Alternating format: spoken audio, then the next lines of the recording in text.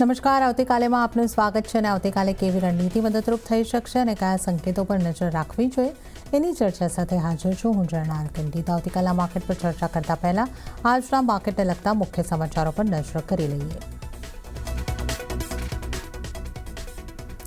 યુદ્ધના તણાવ અને ક્રૂડમાં ઉછાળાથી માર્કેટમાં મોટો કડાકો. સેન્સેક્સ અને નિફ્ટી લગભગ 2% જેટલા ઘટીને બંધ. નિફ્ટીનું 24,000ના સ્તર પર ક્લોઝિંગ. બેંક નિફ્ટીમાં 3%નો મોટો કડાકો. મિડ કેપ અને સ્મોલ કેપ ઇન્ડેક્સમાં પણ રહી ભારે વેચવાલી. ઇન્ડિયા વિક્સ 17.50%ના ઉછાળા સાથે 21 મહિનાની ઊંચાઈ પર.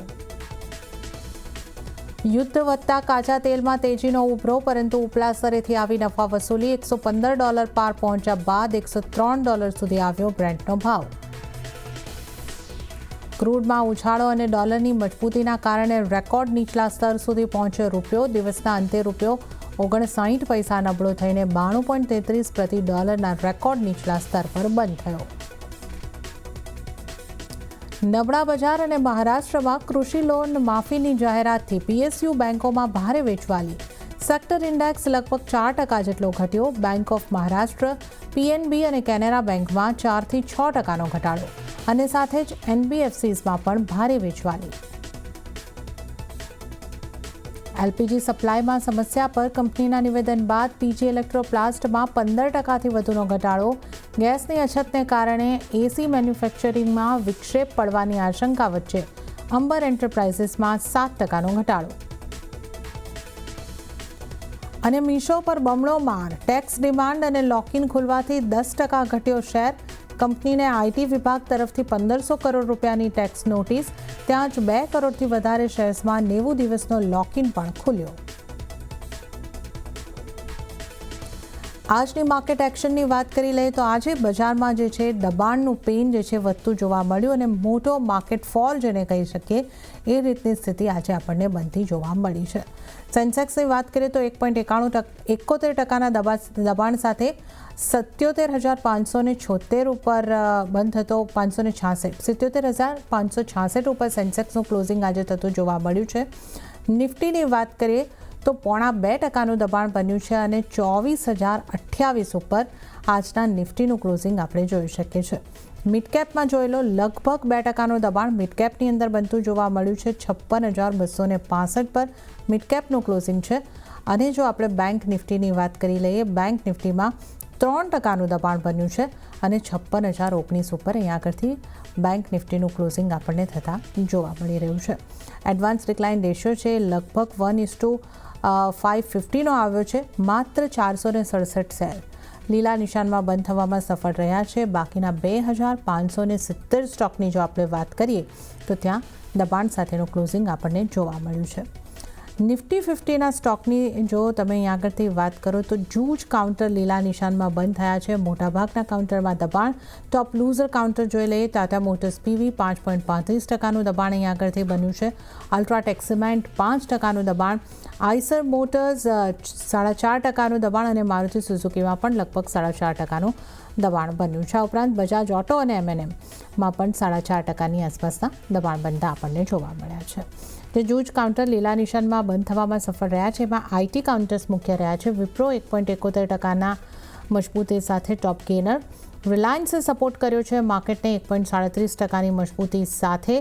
આ દબાણના માર્કેટની અંદર રિલાયન્સ મજબૂતી સાથે બંધ થયો છે અને અપોલો હોસ્પિટલમાં પણ 0.5%ની મજબૂતી બનતી જોવા મળી છે. આ ઉપરાંત Infosys, Sun Pharma, tech Mahindra અમુક કાઉન્ટર એવા રહ્યા કે જે લીલા નિશાનમાં થોડી મજબૂતી સાથે બંધ થવામાં સફળ રહ્યા છે.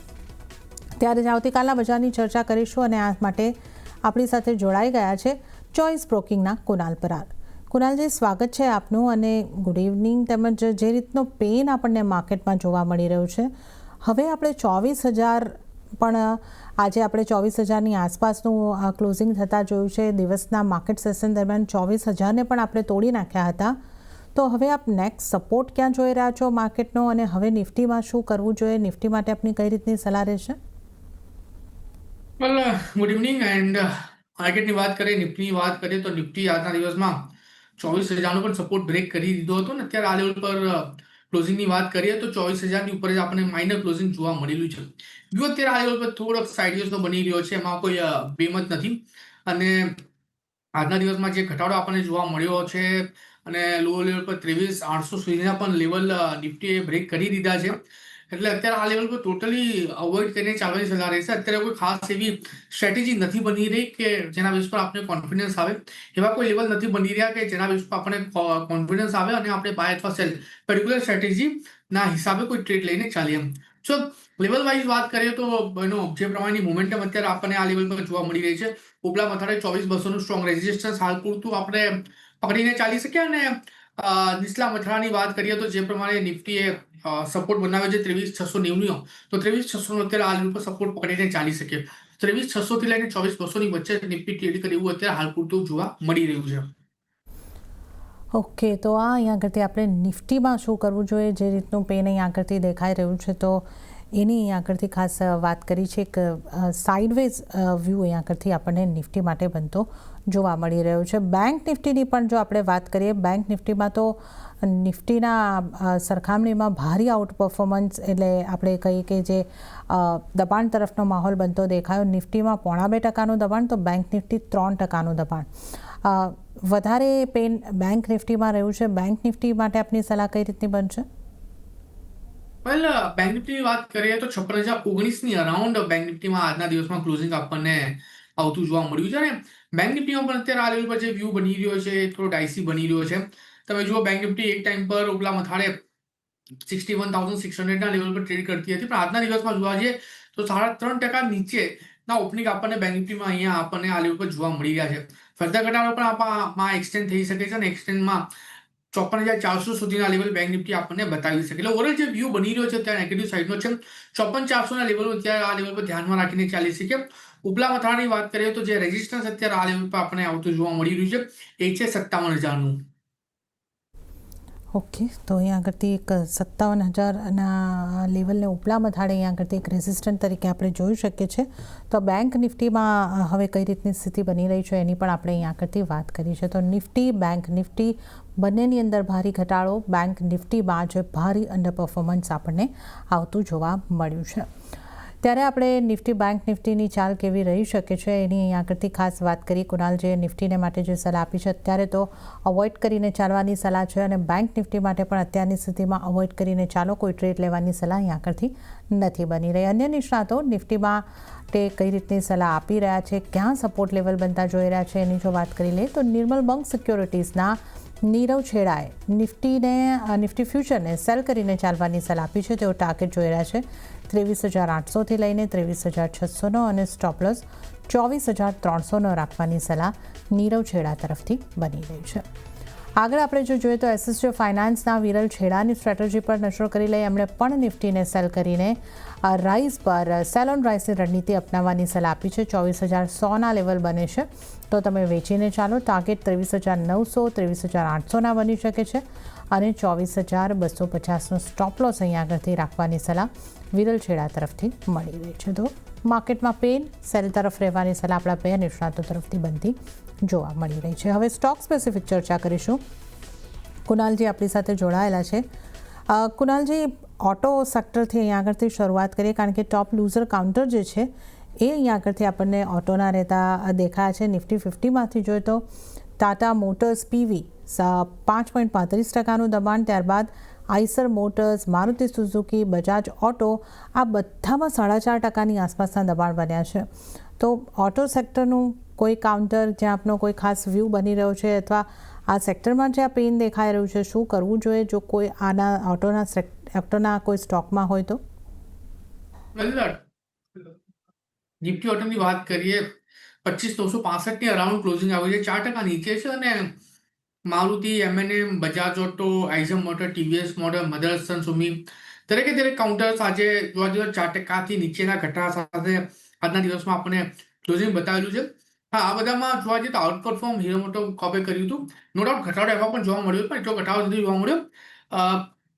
18% ઘટાડા સાથે હીરો મોટો કોપે અહીંયા આપણને ક્લોઝિંગ બતાવેલું છે. તો જે પ્રમાણે ક્લોઝિંગ આજના દિવસમાં આપણને ઓટો કાઉન્ટર્સમાં જોવા મળ્યું છે, મને એવું લાગે છે કે ફર્ધર ઘટાડો પણ આ કાઉન્ટર્સ આપણને બતાવી શકે છે. કેમ કે તમે જુઓ, રિસન્ટના જે ઇન્ટરમીડિયેટ બોટમ હતી એ પણ એનું પણ બ્રેકડાઉન આ કાઉન્ટર્સે આજના દિવસમાં આપણને બતાવેલું છે. ઓવરઓલ અવોઇડ કરીને જ ચાલવાની સલાહ રહેશે. કોઈ ખાસ એવી મોમેન્ટમ હાલ પૂરતી મને નથી જોવા મળી. અવોઇડ કરો ઓટો કાઉન્ટર્સ, એ વધારે સારું રહેશે. પણ હા, હું એટલી જરૂરથી સલાહ આપીશ કે જો તમારી પાસે ઓલરેડી પોર્ટફોલિયોમાં બધા સ્ટોક એડ છે અને તમે ઉપરના લેવલ પર એડ કરેલા છે અને ત્યાં આ લેવલ પર તમને એવરેજિંગ કરીને ચાલવાનો જો સારામાં સારો મોકો મળતો હોય તો હું કહીશ કે ડેફિનેટલી તમારે એ ઓપોર્ચ્યુનિટીઝ ગ્રેબ કરવી જોઈએ. કેમ કે લોઅર એવરેજ તો ડેફિનેટલી બેનિફિટ તમને આવનારા દિવસોમાં થતો જોવા મળી શકે છે. તો પોર્ટફોલિયોમાં એવરેજ કરવા માટે તમે કન્સિડર કરીને ચાલી શકો છો. ટ્રેડિંગના લિહાઝથી થોડુંક અવોઇડ કરો એ વધારે સારું રહેશે. ઓકે, તો ઓટો કાઉન્ટર્સ ઉપર ટ્રેડિંગને માટે અવોઇડ કરવાની સલાહ, નવી ખરીદીની સલાહ નથી બની રહી. પોર્ટફોલિયોમાં કોઈ ઊંચા ભાવે ખરીદેલો સ્ટોક છે તો તમે અહીંયા આગળથી એક એવરેજિંગ માટેની એક તક શોધી શકો છો. તો આ તમારે માટે ઓલરેડી જો પોર્ટફોલિયોમાં પોઝિશન છે તો અહીંયા આગળથી એક ધ્યાન આપવાની વાત બની રહી છે. હવે આપણે વાત કરી લઈએ સિમેન્ટમાં ખાસો એવો ઘટાડો દેખાયો. અલ્ટ્રાટેક સિમેન્ટ 5%ના દબાણ બતાવ્યું. શ્રી સિમેન્ટમાં પણ લગભગ આ જ રીતની પરિસ્થિતિ, 5% કરતાં વધારેનું દબાણ અહીંયા આગળથી બનતું દેખાયું. બીજા પણ ઘણા બધા સિમેન્ટ કાઉન્ટર દબાણ તરફ બંધ થયા છે. કઈ રીતે સિમેન્ટ કાઉન્ટરમાં હવે અહીંયા આગળથી રણનીતિ રાખવી જોઈએ કુનાલજી? કોઈ સ્ટોક પર કોઈ આપનો ખાસ વ્યૂ બનશે? વેલ, અલ્ટ્રાટેક સિમેન્ટની વાત કરીએ, શ્રી સિમેન્ટની વાત કરીએ, એસીસી છે કે અંબુજા છે, દરેક લેવલ પર આપણને ઘટાડો જોવા મળેલો છે. અને જોવા જઈએ તો 52 વીક લો પાસે જ આવીને આ બધા કાઉન્ટર અત્યારે હોલ્ટ લીધો છે. હું કહીશ કે થોડુંક ટાઈમ આપો, કેમ કે આજે કાઉન્ટર્સની વાત કરીએ 2020માં કોવિડના ટાઈમ પર જે લો બનાવ્યા હતા એ લોથી થોડાક ઉપર છે. બટ હા, 52 વીક લો પર આવીને આ કાઉન્ટર અત્યારે આવીને ઊભા છે. તો મને નથી લાગતું કે આ લેવલ પર આ કાઉન્ટર બધા સસ્ટેન થશે. હજુ પણ ઘટાડો આ બધા કાઉન્ટરમાં આપણને આવતો જોવા મળી શકે. તો અગેન જે પ્રમાણેનો વ્યૂ આપણે ઓટો કાઉન્ટરમાં આપેલો છે, સેમ એ વ્યૂ અત્યારે આ સિમેન્ટ કાઉન્ટર્સમાં પણ અત્યારે બની રહ્યો છે. પ્રેઝન્ટ લેવલથી તમે તમારા પોર્ટફોલિયોમાં પોઝિશન એડ કરીને ચાલી શકો છો ઇન ફોર્મ ઓફ એવરેજ, પણ નહીં position as a trading perspective હું બનાવીને ચાલવાની સલાહ નથી આપી દો. વોલેટિલિટી એકદમ વધારે છે, પ્લસ શોર્ટ કરીને પણ ચાલવાની સલાહ નથી, કેમ કે રિસ્ક રોડ અત્યારે નવા શોર્ટિંગ માટે એટલું ફેવરેબલ નથી. ટ્રેડિંગ કોલની આપણે જો વાત કરવી હોય તો કયા સ્ટોક પર કઈ રીતની આપની સલાહ બનશે? વેલ, ટ્રેડિંગ કોલની વાત કરીએ અત્યારે આ લેવલ પર તો મારું વ્યૂ ટાટા કોમ્યુનિકેશન પર અત્યારે પોઝિટિવ સાઇડનો બની રહ્યો છે. 1480 પાસે ત્યાં કાઉન્ટર ટ્રેડ કરી રહ્યો છે અને જોવા જઈએ તો કાઉન્ટરે અપવર્ડ રાઇઝિંગ ટ્રેન્ડલાઇનનો પણ સપોર્ટ લીધો છે. તો વ્યૂ અહીંયા ટાટા કોમ્યુનિકેશનમાં પોઝિટિવ સાઇડનો છે. 1435ના એસએલની સાથે ખરીદી કરીને ચાલવાની સલાહ રહેશે. 1523નો પહેલો ટાર્ગેટ, અને એ જો બ્રેક કરે છે તો પછી તમને ઉપલા મથાળે 1585નો બીજો ટાર્ગેટ પણ આવતો જોવા મળી શકે. સો અત્યારે આ લેવલ પર ટાટા કોમ્યુનિકેશન પર પોઝિશન બનાવીને ચાલવાની સલાહ રહેશે અને એક જ કોલ પર અત્યારે આ લેવલ પર આપણે ફોકસ કરીને ચાલી રહ્યા છે. ઓકે, તો આજના માટે એક જ ટ્રેડિંગ કોલ તમારા માટે બની રહ્યો છે. ટાટા કમ્યુનિકેશનમાં ખરીદારી તરફની સલાહ બની રહી છે. 1435નો સ્ટોપલોસ તમારે ધ્યાને રાખવાનો રહેશે અને પહેલો ટાર્ગેટ 1523 અને ત્યારબાદ 1585 સુધીના ટાર્ગેટ તમને જોવા મળી શકે છે. તો ટાટા કમ્યુનિકેશનમાં ખરીદી કરીને ચાલો.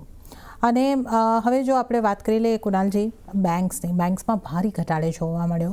એમાં PSU બેંક્સમાં ખાસો એવો ઘટાડો આપણને દેખાયો. SBI જેવું દિગ્ગજ કાઉન્ટર 3.5% કરતાં વધારેનું દબાણ, ત્યારબાદ bank of India, union bank 5% અને એનાથી વધારેના દબાણ. તો જો પ્રાઇવેટ બેંકની વાત કરીએ તો ICICI બેંકમાં પણ 3% જેવાના દબાણ આપણને બનતા જોવા મળ્યા છે. દિગ્ગજ બેંકોમાં પણ મોટા દબાણ. તો બેન્કિંગ કાઉન્ટર્સમાં હવે શું કરવું જોઈએ? આ જે રીતના લેવલ્સ અને જે રીતનું આપણને પ્રેશર બનતું જોવા મળી રહ્યું છે, કયા કાઉન્ટર પર કઈ રીતની રણનીતિ રાખી શકાય? પણ જોવા જઈએ બેન્કિંગ કાઉન્ટર્સમાં પણ આજના દિવસમાં આપણને વધારે પડતો ઘટાડો જોવા મળ્યો છે. બેંકની જાતે 3.5% ઘટાડા સાથે આજે ઓપનિંગ થયું હતું. એમાં HDFC બેંક છે, SBI છે, ICICI બેંક છે, એક્સિસ બેંક, દરેક પ્રાઇવેટ બેંક અને PSU બેંક આ ઘટાડામાં એક નેગેટિવ ક્લોઝિંગ આપણને બતાવેલું છે. અને એવું લાગી રહ્યું છે કે જે પ્રમાણે આ બધા કાઉન્ટરમાં આપણને ઘટાડો જોવા મળી રહ્યો છે, અહીંથી ફર્ધર ઘટાડો પણ આ બધા કાઉન્ટર આપણને બતાવી શકે એવું લાગી રહ્યું છે. એટલે ઓવરઓલ ટોટલી અવોઇડ કરીને ચાલો એ વધારે સારું રહેશે. હા, સેફર સાઇડ જો આ લેવલ પર કોઈ પર્ટિક્યુલર કાઉન્ટર પર જો પોઝિશન બનાવી હોય તો હું કહીશ કે HDFC બેંક, કેમ કે જે લો બનાવેલો છે પહેલા પણ આ સેમ લોનો સપોર્ટ લઈને કાઉન્ટર ઉપરની મોમેન્ટમ આપણને બતાવી છે 821ની અરાઉન્ડ. હું કહીશ કે 820નો એક એસએલ મેન્ટેન કરો અને આવનારા દિવસોમાં 860 થી લઈને 870 સુધીના લેવલ આપણને એઝ અ ટાર્ગેટ આ કાઉન્ટર આપણને બતાવી શકે છે. બટ હા, થોડું રિસ્કી ટ્રેડ રહેશે એટલે 820નો અહીંયા આપણે સ્ટ્રિક્ટ એસએલ મેન્ટેન કરીને ચાલીશું. ઓકે, તો થોડો રિસ્કી ટ્રેડ એચડીએફસી બેંકમાં તમે બનાવી શકો છો. 820નો સ્ટોપ લોસ રાખીને બાય તરફ રહી શકો છો. 870 સુધીના ટાર્ગેટ તમને અહીંયા આગળથી ફરી જોવા મળી શકે છે. તો આ એચડીએફસી બેંક ઉપર ખાસ અહીંયા આગળથી સલાહ તમારે માટે બની રહી છે. ત્યારે જ આજના ઘટાડાના માર્કેટમાં જૂજ કાઉન્ટર જે પોઝિટિવ બંધ થયા એમાં આઈટીના કાઉન્ટર્સ રહ્યા છે. વિપ્રો, ઇન્ફોસિસ આ 0.5% અને એનાથી વધારે વિપ્રોમાં 1.71% મજબૂતી બની છે. તો આઈટીમાં હવે શું કરવું જોઈએ? અહીંયાથી આ કોઈ સ્ટોક પર આપની સલાહ બનશે? વેલ આઈટી કાઉન્ટર્સની વાત કરીએ આજના દિવસમાં આઈટી કાઉન્ટર્સે આઉટપરફોર્મ કરેલું છે ઓવરઓલ માર્કેટને. 30,160 અરાઉન્ડ ક્લોઝિંગ છે. એમાં પણ ઇન્ફોસિસ છે, એચસીએલ ટેક છે, વિપ્રો છે, ટેક મહિન્દ્રા છે, એલટીએમ છે, આ બધા કાઉન્ટરે સારું પરફોર્મન્સ આપણને આજના દિવસમાં બતાવ્યું છે. વ્યૂ અત્યારે આ લેવલ પર ડેફિનેટલી વિપ્રો પર અત્યારે પોઝિટિવ સાઇડ તો બની રહ્યો છે. હવે જુઓ કે છેલ્લા 3-4 દિવસથી જે ટ્રેડિંગ રેન્જમાં સ્ટોક ટ્રેડ કરતો હતો એનું બ્રેકઆઉટ આજના દિવસમાં આપણને અહીંયા આવતું જોવા મળેલું છે. એટલે વ્યૂ અત્યારે આ લેવલ પર પોઝિટિવ સાઇડનો છે. 193 ના એસએનની સાથે એક વખત પોઝિશન બનાવીને ચાલવાની સલાહ રહેશે. ટાર્ગેટની વાત કરીએ તો 205 અને 205 જો બ્રેક કરે તો 220 સુધીના પણ લેવલ એઝ અ ટાર્ગેટ તમને આ કાઉન્ટર બતાવી શકે છે. ઓકે, તો અહીંયા આગળથી ખાસ 220 સુધીના ટાર્ગેટ આપણને વિપ્રો પર બનતા જોવા મળી શકે છે. પોઝિટિવ સાઇડનો વ્યૂ રાખીને ચાલવાની સલાહ. પહેલો ટાર્ગેટ 205નો રહેશે અને 193નો સ્ટોપ લોસ રાખીને તમે એક બાઇંગ સાઇડ અહીંયા આગળથી રહી શકો છો. તો આજે આપણને આઈટી સેક્ટરમાં આઉટ પરફોર્મન્સ જોવા મળ્યું છે. આ ઉપરાંત રિલાયન્સે પણ આજે નિફ્ટીને સપોર્ટ કરવાની કોશિશ કરી અને 1.37%ની મજબૂતી આ જ્યાં ઓલ અરાઉન્ડ પ્રેશર બનતું જોવા મળ્યું ત્યારે આ સ્ટોકે બતાવી છે. તો રિલાયન્સ ઉપર આપની કઈ રીતની સલાહ બનશે? રિલાયન્સની વાત કરીએ અત્યારે તો 1424ની પાસેનું ક્લોઝિંગ છે અને નીચે 1310ની અરાઉન્ડના બોટમ બનાવ્યા પછી સારું ઉછાળો આપણને અહીંયા આ લેવલ પર આવતો જોવા મળી રહ્યો છે. 1424 પાસે કાઉન્ટર ટ્રેડ કરે છે. ફર્ધર ઉછાળો પણ જોવા મળી શકે છે. ફર્ધર ઉછાળામાં 1490 સુધીના પણ લેવલ આ કાઉન્ટર આપણને બતાવે એવું લાગી રહ્યું છે. અત્યારે આ લેવલ પર નવી ખરીદારી કરીને ચાલવાની સલાહ તો બિલકુલ નથી. પણ જો તમારી પાસે ઓલરેડી પોઝિશન હોય તો તમે એને હોલ્ડ કરીને ચાલી શકો છો. 1490 સુધીના ટાર્ગેટ આપણને આવનારા દિવસોમાં આ કાઉન્ટર બતાવી શકે. ઓકે, 1490 સુધીના ટાર્ગેટ બની શકે છે. જો છે તો હોલ્ડ કરીને ચાલો. આ અહીંયા આગળથી રિલાયન્સ માટે સલાહ બની રહી છે. અને આપને ખાસ જણાવી દઈએ કે આપ જે ચેનલ જોઈ રહ્યા છો સીએનબીસી બજાર એનો કાર્યભાર નેટવર્ક 18 અને સીએનબીસી ટીવી 18નું સ્વતંત્ર મીડિયા ટ્રસ્ટ ધરાવે છે અને આનાથી મળતા આર્થિક લાભ રિલાયન્સ ઇન્ડસ્ટ્રીઝને મળે છે. એક ડિસ્ક્લોઝર અને વધુ સ્ટોક્સની ચર્ચામાં આપણે આજે આગળ વધીએ.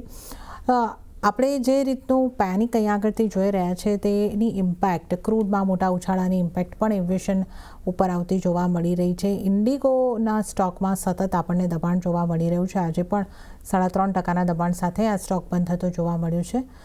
તો ઇન્ટરગ્લોબ એવિએશન ઉપર આપનો કઈ રીતનો વ્યૂ બની રહ્યો છે કુનાલજી? આ સ્ટોકમાં શું કરવું જોઈએ? ઇન્ડિગોની વાત કરીએ ત્યારે કાઉન્ટર 4,236 પાસે ટ્રેડ કરી રહ્યો છે અને પ્રીવિયસ જે સપોર્ટ હતો 3,900 એની અરાઉન્ડ આવીને લો બનાવીને આજના દિવસમાં આપણને એક રિકવરી બતાવી છે. ના અહીંયા કન્ડિશનલ બાય રહેશે. લોઅર લેવલ પર જોવા જઈએ તો 4,035નો એક એસએલ મેન્ટેન કરીને ચાલી શકે અને ઉપલા મથાળે 4,260ની ઉપર જો સસ્ટેન થાય પછી જ આપણે અહીંયા ખરીદારી કરીને ચાલી શકીએ. 4,260 ઉપર સસ્ટેન થયા પછી કાઉન્ટર આપણને 4,550 અને જો બ્રેક કરે છે તો 5,000 સુધીના પણ લેવલ એઝ ટાર્ગેટ આ કાઉન્ટર આપણને બતાવી શકે. તો કન્ડિશનલ બાય રહેશે. પ્રેઝન્ટ લેવલથી અવોઇડ કરો. કન્ડિશનલ બાય રહેશે. 4,260ની ઉપર સસ્ટેન થાય પછી જ અહીંયા આપણે ખરીદારી કરીને ચાલીશું. ઓકે, તો ઇન્ટરગ્લોબ એવિએશન માટે કન્ડિશનલ બાય અને કન્ડિશન છે 2,260ની ઉપરનો ક્લોઝ અહીંયા આગળથી થવો જોઈએ, સસ્ટેન થવો જોઈએ. તો તમે બાય કરીને ચાલો. 4,035નો સ્ટોપ લોસ રાખો અને તો 5,000ના ટાર્ગેટ તમને બનતા જોવા મળી શકે છે. તો આપણે અહીંયા આગળથી ઇન્ટરગ્લોબ એવિએશન એટલે કે ઇન્ડિગોની ખાસ ચર્ચા કરી છે. આ ઉપરાંત ગેસને લગતા કાઉન્ટર્સ પણ આ જે પરિસ્થિતિ છે યુદ્ધની એમાં દબાણમાં જોવા મળી રહ્યા છે. ગુજરાત ગેસનું કાઉન્ટર્સ મોટા ઘટાડા દર્શાવી રહ્યું છે. આજના દિવસમાં પણ 6.25% જેટલો મોટો ફોલ. અહીંયા શું કરવું જોઈએ? વેલ ગુજરાત ગેસ જોવા જઈએ તો જે મોમેન્ટમ અત્યારે આ કાઉન્ટરમાં આપણને આવતી જોવા મળી રહી છે. આજના દિવસમાં 6% કાઉન્ટર નીચે હતું અને જોવા જઈએ તો સારું કરેક્શન આપણે આ કાઉન્ટરમાં આવતું જોવા મળ્યું છે. એક ટાઈમ પર 500ના લેવલ પર ટ્રેડ કરવાનો કાઉન્ટર અત્યારે 372ના લેવલ પર ટ્રેડ કરે છે અને ફર્ધર ઘટાડો પણ આપણા કાઉન્ટરમાં આવતો જોવા મળી શકે છે. કેમ કે રિસેન્ટનું જે બોટમ હતું એની નીચે અત્યારે કાઉન્ટર આપણને ક્લોઝિંગ બતાવેલું છે. એટલે લાઇકલી ચાન્સીસ છે કે નીચે 360 અને 360 જો બ્રેક કરે તો 320 સુધી આપણે લેવલ એઝ અ ટાર્ગેટ આપણે આ કાઉન્ટર બતાવી શકે છે. એટલે ઓવરઓલ જે વ્યૂ બની રહ્યો છે એ અત્યારે નેગેટિવ સાઇડનો જ બની રહ્યો છે ગુજરાત ગેસ માટે. ઓકે, તો ગુજરાત ગેસ માટે પણ નેગેટિવ સાઇડનો વ્યૂ અહીંયા એક આપણને કન્ટિન્યુઅસલી મોટા ફોલ જોવા મળી રહ્યા છે. ત્યારે જ આપણે આગળ વાત કરી લઈએ મેટલની. એમાં પણ આપણને આજે દબાણ બનતું જોવા મળ્યું. ટાટા સ્ટીલ 4.5% દબાણ, JSW સ્ટીલમાં પણ લગભગ 3.25% આસપાસનું દબાણ. મેટલ સ્ટોક્સ માટે આપની કઈ રીતની સલાહ બનશે કુનાલજી? વેલ, ઓવરઓલ મેટલ કાઉન્ટર્સ જોવા જઈએ ને તો વ્યૂ અત્યારે આ લેવલ પર મેટલ કાઉન્ટર્સમાં અગેન ડાઇસી જ છે. એમાં પણ કોઈ બેમત નથી. ઓવરઓલ મેટલ કાઉન્ટર્સ અત્યારે આજના દિવસમાં 2.5%ના ઘટાડા સાથે ક્લોઝ થયા છે ને એક ટાઈમ પર જોવા જઈએ તો આ મેટલ કાઉન્ટર 12,400 12,500ના લેવલ પર ટ્રેડ કરતા હતા ને અત્યારે આ લેવલ પર 11,600ના લેવલ પર ટ્રેડ કરી રહ્યા છે.